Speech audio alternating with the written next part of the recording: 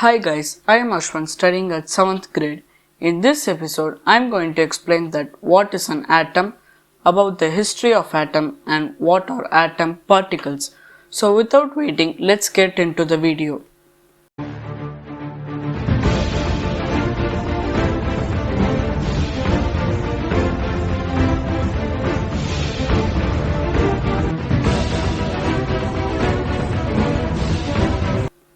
What is an atom?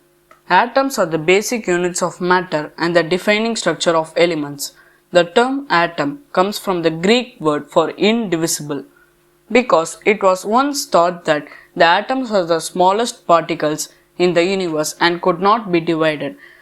The atoms are made up of three elements named as protons, neutrons, and electrons, which are composed of even smaller particles such as quarks.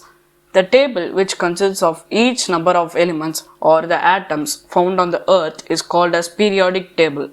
It consists of 118 elements. Some of the few elements are hydrogen, oxygen, potassium, sodium, neon, etc. About the history of atoms.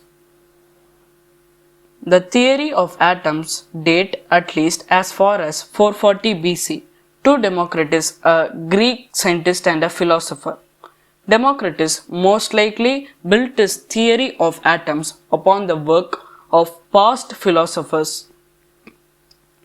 According to Andrew G. Van Milson, author of the book From Atomist to Atom, which is based on the history of the concept atom, Democritus' explanation of the atom begins with a stone. A stone cut in half gives two halves of the same stone. If the stone were to be continuously cut, at some point there would exist a piece of stone small enough that it could no longer be cut.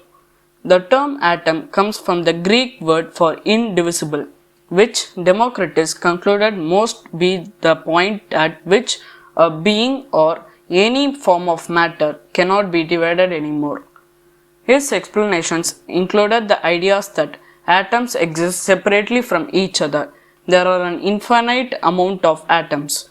Atoms are able to move and they can combine together to create matter, but no merge together to become a new atom, and that they cannot be separated according to the universe today. What are atomic particles? Protons and neutrons are heavier than electrons and reside in the nucleus at the center of the atom. Electrons are extremely lightweight and exist in a cloud orbiting the nucleus. The electron cloud has a radius 10,000 times greater than nucleus according to the Los Alamos National Laboratory. Protons and neutrons have approximately the same mass. However, one proton is about 1835 times more massive than an electron. Atoms always have an equal number of protons and electrons, and the number of protons and neutrons is usually the same as well. Adding a proton to an electron makes a new element, while adding a neutron to make an isotope or heavier version of that atom. And guys, we have come to the end of the session. If this video was informative, like the video and share the video. And please subscribe to our channel. Finally, thank you for watching.